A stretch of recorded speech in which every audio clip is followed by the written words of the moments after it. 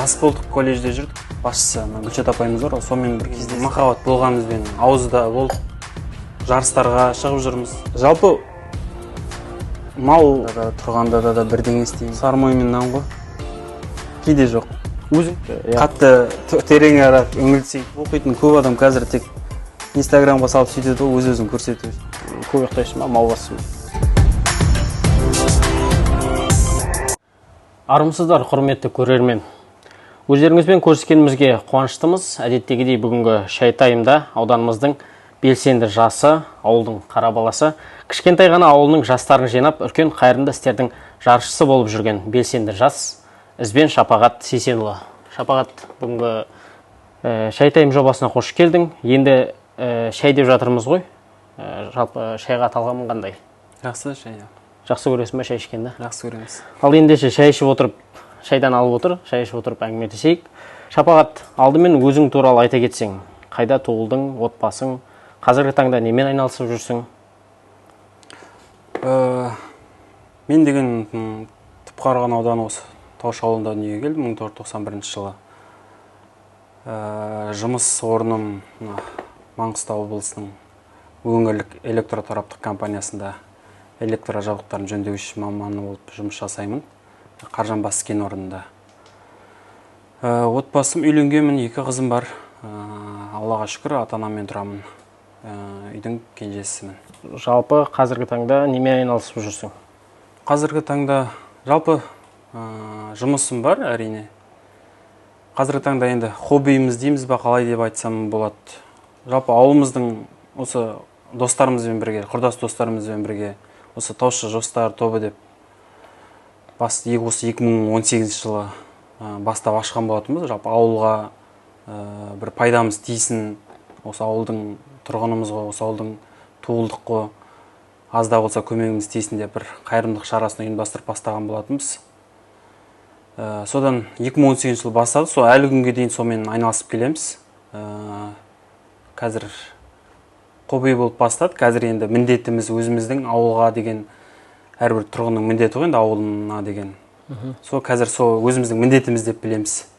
Шамамыз келгенше осы жалпы ауылға көптеген шаралар, жастарды қолдауға, қайырымдылық шарасын ұйымдастыруға, спорттық шаралар ұйымдастыруға, ауылымызды көркейтуге, ауылымызды дамытуға, әлеуетін дамытуға соған көп барынша ат салып жүрміз қазіргі таңда. Иә, жаңа таныстырып өткендей, осы ауылдың белсенді жасы Таушық ауылының, және де осы жаңа айтылып кеткен Таушық жастары жөнінде қазір алда уақытта тағы да тоқталатын боламыз. Келесі сауалға көшсем, сенің қателеспесем негізгі мамандығың эколог екен. Ал қазіргі жасап жатқан жұмыс, қызмет атқарып жатқан мамандығың электр жабдықтарын жөндеуші да? Иә. Ал осы 2 мамандықтың қайсысын өзің таңдадың? 2 мамандықтың қайсысын? Жалпы басында экологияны таңдаған болатынмын. Жұмысқа ерте түсуіме байланысты, жұмыстан ұсыныстар түсуіне байланысты бір бұйырат дейді ғой. Бұйырып осы электр жабдықтарын жөндеуші маманына кірдім. Қазіргі таңда әлі 10 жылдың үсті болды, жасап келемін әлі. Осы жұмыс орнында. Алғашқы жұмысым әлі жасап келемін, Аллаға шүкір. Ал енді жаңа бірінші мамандығың бойынша экология саласында неге қызмет атқармадың? Ол кезде жас болдық, колледжде жүрдік. Таңдадық, бірақ енді ол кезде әр жаққа бұрылып тұрды. Қай жерде жұмыс бар, қай жерде не бар, ақша табам деген мақсат сол кезде де болды. Сол кезде міне осы жұмыс бұйырып тұрды, осыған түсіп кеттім. Алланың қалауымен. Осы мамандыққа түстім дейсің ғой? Иә, осы жұмыс орнына. Иә, шыны керек, сол кездерде жалпы анау бір қатты бір таңдау болған жоқ. Жаңа балың жетіп тұрған мамандыққа түсуге тура келіп, барлығымыз да солай оқып шыққанбыз. Иә. Сөзін шыны керек. Енді шай ішіп отыр, Шапағат шайдан алып отыр. Қазір келесі Шапағат қазіргі таңда Таушық жастар волонтерлық тобының жетекшісі. Ал осы волонтерлық топты құруға не себеп болды?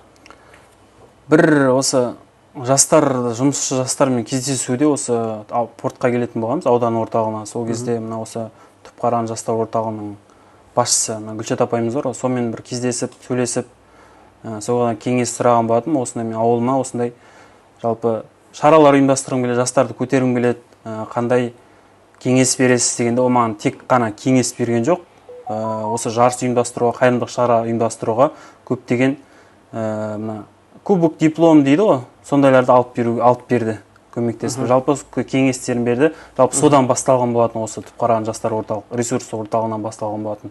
Сол жаңа алдында айтып өткендей, осы күнге дейін жалпы ауылға деген махаббат әр адамның бойында болатын шығар. Біздер деген махаббат болғанымызбен ауызда болып, ешқандай іс-әрекет жасамаппыз. Осы 2018 жылы басталды ғой. Бастадық сол кезде. Ауылымызға бір нәрсе істейік. Аз да болса әйтеуір не істедім мен деп өзіме сұрақ қойғанда, ертең отбасым болады, кішкентайларым болады. Әйтеуір әкем ауылыма не істеді дегенде бір үлгі болатындай, жастарға үлгі болатындай, ауылына дейін әрбір жастың бір махаббаты оянсын деген ниетпен өйстіп бастаған болатынбыз жобамызды. Сол қайырымдылық шарасынан басталды жобамыз. Содан әрі қарай неше түрлі гранттар жеңіп алдық. Көптеген қайырымдылық шараларын ұйымдастырдық. Осы облыс көлемінде спорттық жарыстарға шығып жүрміз. Қазіргі таңда осы жақында болатын осы жаңа футболдан жарыстарға шығып жүрміз, қатысамыз бұйырса, Алла қаласа. Шамамыз келгенше жастарды қолдауға, ауылдың әлеуетін арттыруға барымыз жасаймыз. Қай жерде грант бар, ауылдың әлеуетін арттыруға, соны жеңіп алуға барымызша жобамыз тапсырып, міне алдағы осы жазда жобалар болады, гранттық жобалар, соған тапсырып қойдық, неше түрлі жобамызда ауылдың әлеуетін арттыруға. Енді ол ұтамыз ба, ұтпаймыз ба, енді ол белгісіз. енді ұтқан жағдайда енді алда көретін боласыздар ғой, қандай жоба екенін. Жарайды, рахмет. Енді осы күнге дейін жаңа Таушар жастары волонтерлық тобы қанша қайырымдылық шаралар атқардыңыз? Қайырымдылық шаралар жалпы бастапқы кезде көп атқардық. Қазіргі таңда енді карантин шаралары бойынша спорттық шаралар, ешқандай шара тыйым салып жатыр ғой, жалпы ауданымызда өтуге болмайды деп кішкене кідіріп қалып жатыр. Жоспарымызда жобалар көп, әртүрлі шаралардан спорттық шара бар, қайырымдылық шара бар. Соны өткізуге жалпы карантин болып тұр. Енді Алла қаласа енді карантинді азаятын шығар, енді ұзақ өмір бойы созылып тұрмайтын шығар, ұйымдастырамыз бұйырса. Енді негізгі ауылдың тірлігі мал шаруашылығы, барлығымыз білетіндей. Сол Таушық ауылында негізгі шаруашылық мал шаруашылығы. Өзіңнің мал шаруашылығына деген көзқарасың қандай, және де ертеңгі күні мал шаруашылығын кәсіп қылуға қалай қарайсың? Жалпы өзімді айта кетейін. Жалпы отбасымда менің әкем, жалпы оның әкесі жалпы көп мал ұстамаған адам екен ауылдық жерде тұрсақ та. Үйімізде де қазір ешқандай мал жоқ. Енді түйелеріміз бар. Ондай көп қатты мал жоқ. Жалпы мал енді қазіргі таңда өте Маңғыстау облысында сұраныста ғой, жалпы малдың еті. Кеше карантин кезінде, мына осы ауру өршіп тұрған кезде, осы жалпы малдың, осы түйенің, қай осы төртлік малдың еті де осы, қай заты да ол өнімдері дейтін, пайдасы дейтін. Сұранысқа ие болып кетті. Әлі де сұранысқа ие болып тұр. Жалпы мал баққан, жалпы төртлік мал баққан әрине жақсы ғой. Жастар қазір көбіне енді біреуге өзімізге ақыл айтатын адам керек шығар, енді біреуге ақыл айта алмаймыз ғой. Былай айналыс деп па? Себебі қазір барлығымыз көріп жүргендей, жаңа өзің айтып кеткендей, осы именно жаңа карантин басталғаннан кейін төртлік малдың өнімдері жаңағыдай шұбат барлығы сұранысқа ие болып кетті. Сондықтан да енді алда уақытта осы қазіргі жасап жатқан қызметіңде қалай өремін деп ойлайсың ба, әлде алда уақытта басқа қызметке кеткің келе ме, басқа салада жұмыс жасап мүмкін кәсіпкер болғың келетін шығар?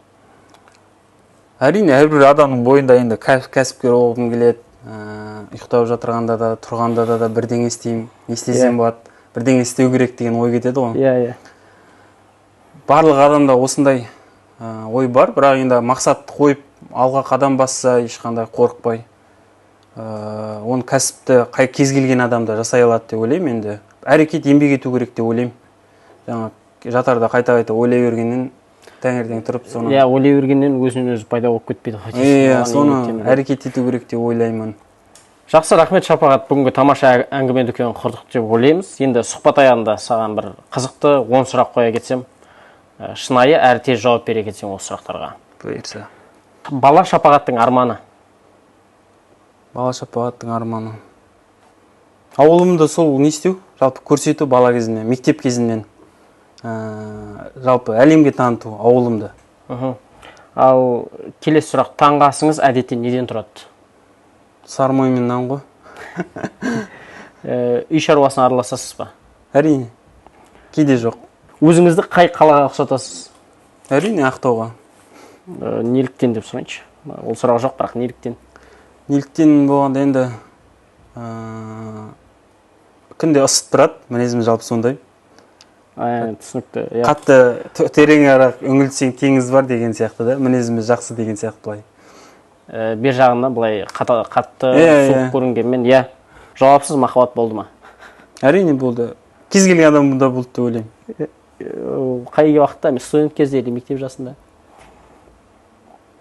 Студент кезінде. Тағы бір сұрақ, әскер қатарында болдыңыз ба? Жоқ, болған жоқпын. Кітап оқисыз ба? Жоқ, оқымаймын. Неліктен? Телефонда бар ғой барлығы. Кітап оқу қайтадан модаға шығып жатқан сияқты ғой, бір-бірімен жарысып. Білмеймін, ол жаңағындай кітап оқитын көп адам қазір тек Инстаграмға салып сөйтеді ғой, өз-өзін көрсету үшін да. Оқып жатырмын деп па? Оқып жатырмын дегендер көбейіп кетті. Мына кітапты оқып болдым, мына кітапты оқып болдым, ана кітапқа кеңес бересіз ба дегендер. Кітап оқитын адам өзі үшін оқиды деймін да, ол ешқандай. Оған жарнама жасау. Жарнама жасаудың қажеті жоқ деп ойлаймын. Ал мектеп кезінде қай пәнді ұнатпадың? Жек көрген. Мектеп кезінде көп пәнді ұнатпадым жалпы. Әлі күнге дейін ойлаймын сол пәндердің қандай пайдасы дейді деп айтып кетсем, ол көп адам көріп отырса, қазір апайларымыз ренжіп қалар енді ол. Бойыңдағы өзіңе ұнамайтын ең жағымсыз қасиетті айта аласың ба? Жағымсыз қасиет ұйқышыр. Көп ұйықтайсың ба, маубассың ба? Маубас емеспін, жалпы керек емес кезде ұйықтаймын. Түсінікті. Шынайылық дегенді қалай түсінесің? Өтірік айтпау. Уәдесіне тұру. Шапағат, саған үлкен рахмет. Алдағы жұмыстарыңа сәттілік тілейміз. Әрқашан жұмыстарыңда әлеуметтік желіден көріп бақылап жүреміз. Және де осымен бүгінгі Шәй тайым бағдарламасы өз мәресіне жетті. Бізді әлеуметтік желіден тамашалай отырыңыздар.